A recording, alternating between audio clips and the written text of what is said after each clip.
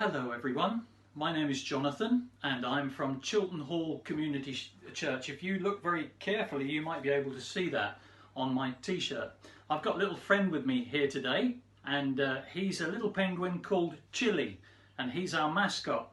Now Chili, I have to say, why are you wearing a mask? You don't have to be wearing a mask when you're indoors and when you're safe in your household bubble. Did you realise that? You didn't? Well, come on, let's take that off so people can really see what you look like, because your isn't he lovely? We take that away. Masks are a good idea when we need to wear them, but not today and not for Chili. So this is little Chili. He's a baby penguin.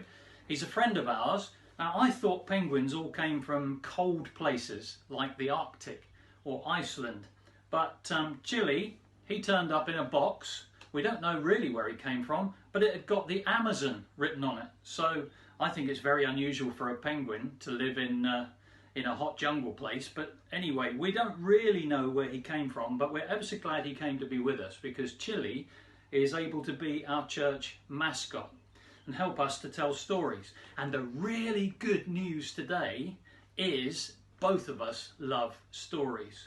So I hope you are going to help me and Chili to have a look into a story from the Bible. Are you looking forward to that, Chili? That will be really good, won't it? Now this is my storybook. Chili and I love to look into this storybook.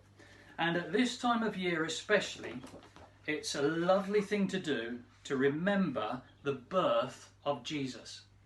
And what we're going to do today is just read from the storybook the story of the very first nativity. Perhaps you've had a nativity play at school. And shall we read this together, Chili? You happy to do that? Are you going to do any reading?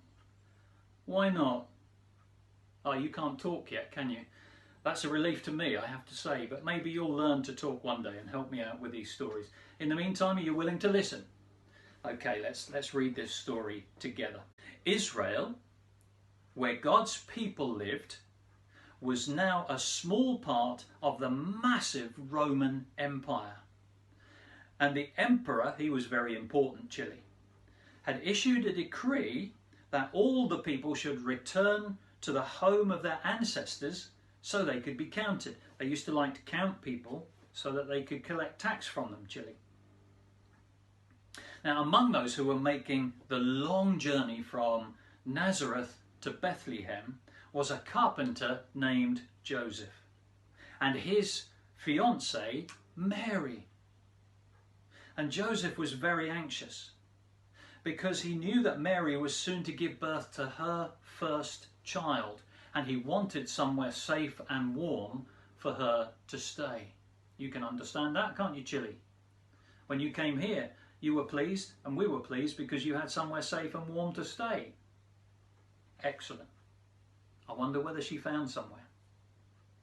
Well, there was no room for them in the inn. So Joseph found a stable for them. As Mary rested, she thought, as she had done many times before, about the day when an angel had come to visit her and told her that her child would be no ordinary baby, but God's own son. Can you imagine that, Chili? This baby was going to be God's own son. The stable was quiet, apart from the snuffly noises of a few sleeping animals. Do you make snuffly noises when you're asleep? I'm not so sure about that. I've heard you sometimes. And then the sound of a new baby's cry filled the air as Mary's son was born. How exciting is that? That's brilliant, isn't it? Hey?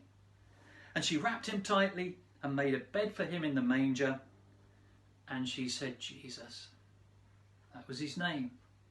And she kissed his warm little head. Sometime later that night, Mary and Joseph were disturbed by a noise outside. Men appeared at the door, stumbling over each other to come and see the little baby. They had been watching over the sheep outside Bethlehem when angels appeared in the sky with the news of the baby born in the town that night, now sleeping in a manger. Now, we can't see the stars out at the moment, Chile, because it's daytime, but this was nighttime and they'd seen them. Is this Jesus? The visitors asked. This is God's promised Saviour. And they gazed for a while at the special baby. And when they left, they told everyone the good news that Jesus had been born. That is good news, isn't it, Chile? We're told in this story that he was God's son and that he was God's promised Saviour. I don't know about you, Chile, but after the year that we've just had, we're really pleased to be able to share this good news from the Bible. Now, next time, Chile, we're going to be looking at another story. Are you looking forward to that? That carries on from this one, when some more visitors came to see the child, and this time they brought gifts. And that's really exciting. We like gifts at this time of the year, so please tune in next week and we will share more from this story of Jesus coming and who came to see him next Saturday. But thank you very much for tuning in today. We better go and get some tea now, haven't we? Shall we have fish fingers again? Yeah, I think that would be a great call. Okay, everybody, have a good week. Take care of yourselves and we'll see you again soon. Bye-bye.